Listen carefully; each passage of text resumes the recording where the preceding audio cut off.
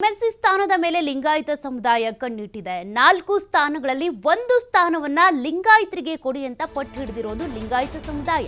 High command ಕದ ತಟ್ಟಿರುವ ಉತ್ತರ ಕರ್ನಾಟಕ ಭಾಗದ ಲಿಂಗಾಯತರು ಎಂಎಲ್ಸಿ ಸ್ಥಾನಗಳು ಈಗ 4 ಇವೆ. ಅದರಲ್ಲಿ 1 ಸ್ಥಾನವನ್ನ ಲಿಂಗಾಯತ ಸಮುದಾಯದ ನಾಯಕರಿಗೆ ಕೊಡಿ ಅಂತ ಜಗದೀಶ್ ಶೆಟ್ಟರ್ ಅವರ ರಾಜೀನಾಮೆಯಿಂದ ತೆರವಾಗಿದೆ.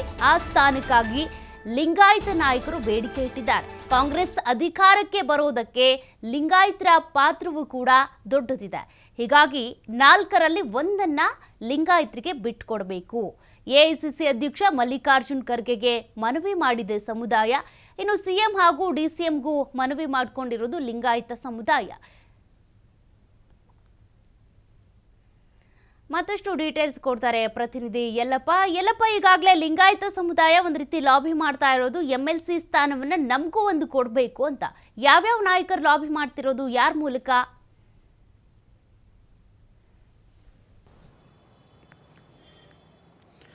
ಮೇಲ್ಮನೆಯಲ್ಲಿ 4 ಸ್ಥಾನಗಳು ಖಾಲಿವೆ. ಆ 4 ಸ್ಥಾನದ ಮೇಲೆ 1 ಸ್ಥಾನವನ್ನು ಲಿಂಗಾಯತರಿಗೆ ಕೊಡಬೇಕು ಅಂತೇಳಿ ಲಿಂಗಾಯತರು ಇವತ್ತು ಕಾಂಗ್ರೆಸ್ನ ಹೈಕಮಾಂಡ್ನ ಬೆನ್ನು ಬಿದ್ದರೆ.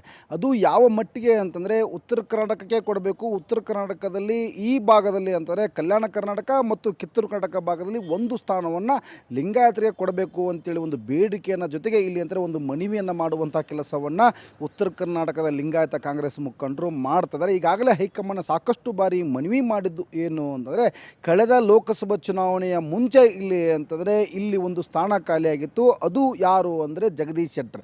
ಮಾಜಿ ಮುಖ್ಯಮಂತ್ರಿ ಜಗದೀಶ್ ಶೆಟ್ಟರ್ ಅವರ ಸದಸ್ಯತ್ವ ಸ್ಥಾನಕ್ಕೆ ರಾಜೀನಾಮೆಯನ್ನು ಕೊಟ್ಟರು. ಕಾಂಗ್ರೆಸ್ಗೂ ರಾಜೀನಾಮೆ ಕೊಟ್ಟು ಬಿಜೆಪಿನ ಸೇರ್ಪಡೆಗೊಂಡರು. ಅವರ ಲಿಂಗಾಯತ ನಾಯಕರಾಗಿದ್ದರು. ಹೀಗಾಗಿ ಮತ್ತೊಬ್ಬ ಲಿಂಗಾಯತ ನಾಯಕನಿಗೆ ಆ ಒಂದು ಸ್ಥಾನವನ್ನು ಕೊಡಬೇಕು ಅಂತೇಳಿ ಒಂದು ಮನವಿ ಮಾಡಿದರು.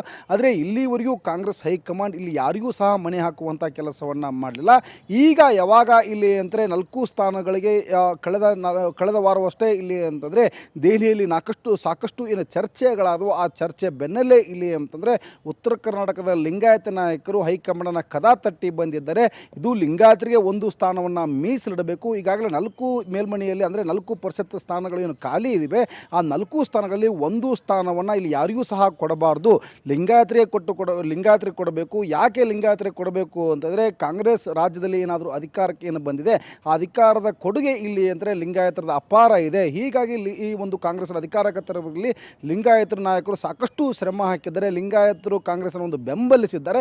ಹೀಗಾಗಿ ಲಿಂಗಾಯತರಿಗೆ ಏನಾದರೂ ನೀವು 1 ಸ್ಥಾನವನ್ನು ಬಿಟ್ಟು ಕೊಟ್ಟಿದ್ದೆ ಆದರೆ ಮುಂದೆ 2028 ವಿಧಾನಸಭಾ ಚುನಾವಣೆಗೆ ಮತ್ತಷ್ಟು ಅನುಕೂಲ ಆಗುತ್ತೆ. ಅಷ್ಟೇ ಸಹಿತ ಈಗ ಸದ್ಯ ಸ್ಥಳೀಯ ಸಂಸ್ಥೆಗಳ ಚುನಾವಣೆಗಳು ಎದುರಾಗ್ತವೆ. ಆ ಜಿಲ್ಲಾ ಪಂಚಾಯತ್ ಇರ್ಬೋದು, ತಾಲೂಕ್ ಪಂಚಾಯತ್ ಇರ್ಬೋದು, ಆ ಚುನಾವಣೆಯಲ್ಲಿ ಈ 1% ಸ್ಥಾನವನ್ನು ಕೊಟ್ಟರೆ ಮತ್ತೆ ಲಿಂಗಾಯತರು ಕಾಂಗ್ರೆಸ್ನ ಕೈ ಹಿಡಿತಾರೆ.